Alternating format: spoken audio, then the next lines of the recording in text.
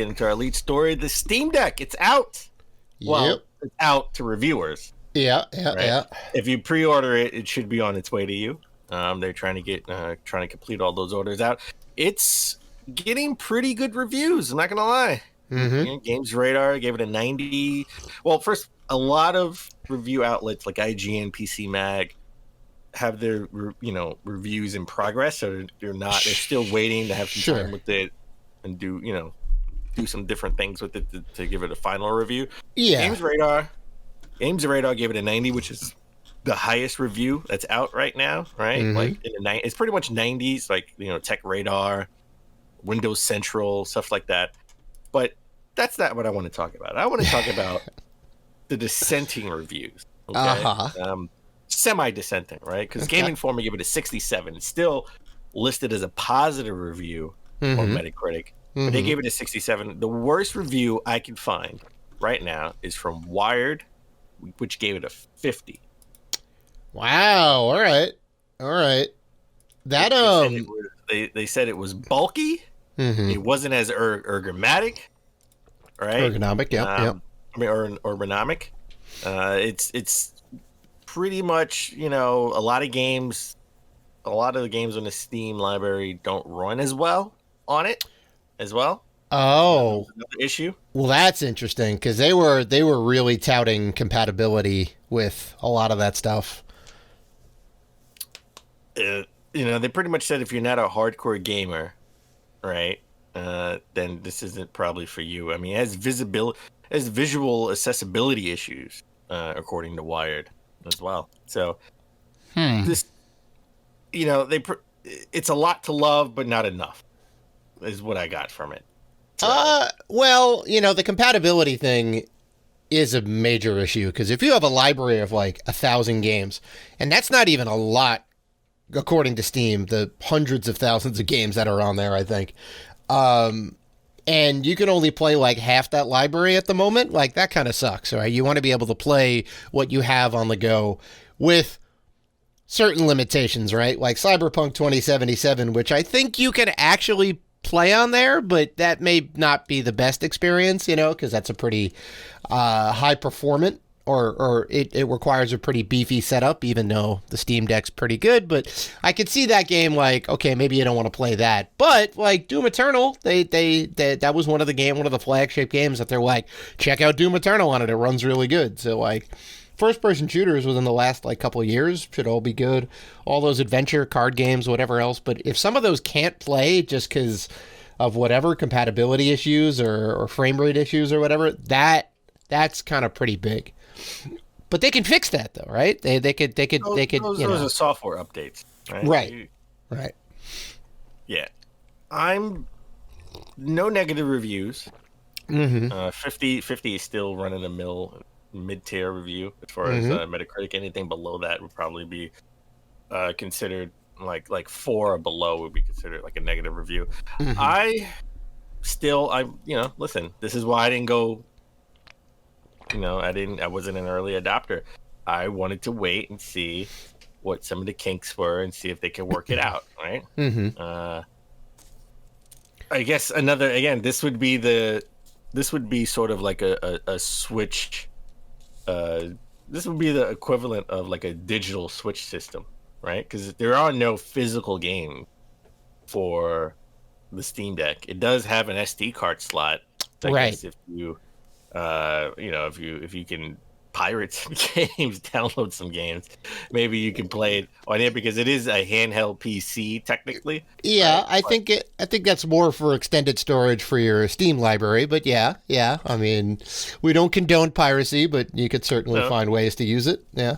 Yeah, but this is a Switch all digital system, right? Yeah, I mean, in terms of what it can do, like, in general, like the specs blow it out of the water, right? It is a very, very, very reasonably priced mid-tier PC in a portable form factor, right? Where like the Switch is, home hybrid console type thing, which is kind of neat. I think this has HDMI out, so I think you can hook it up to like a big screen monitor if you wanted to.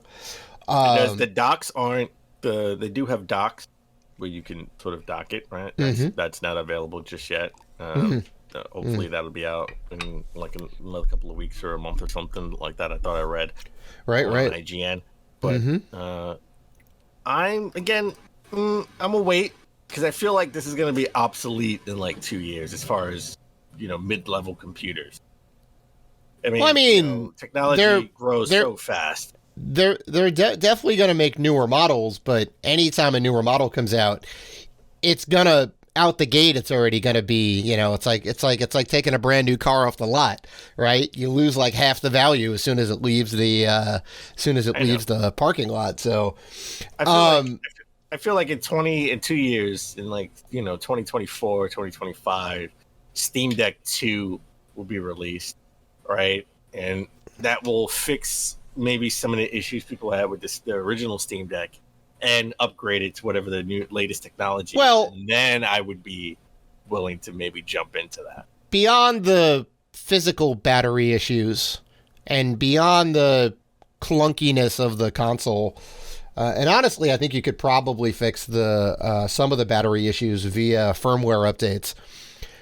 They're going to be making updates to this system all the time, and you'll be able to get, here's the latest version of SteamOS or whatever operating system is behind, like whatever Linux version is behind the whole thing.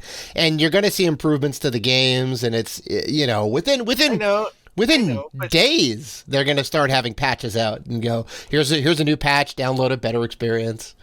If they're going to be supporting it. If you look at it, it sort of reminds you of a Game Gear, doesn't it? Like, reminds you of a Game Gear. Yeah. Which is kind of big and clunky. Right? And had poor battery life.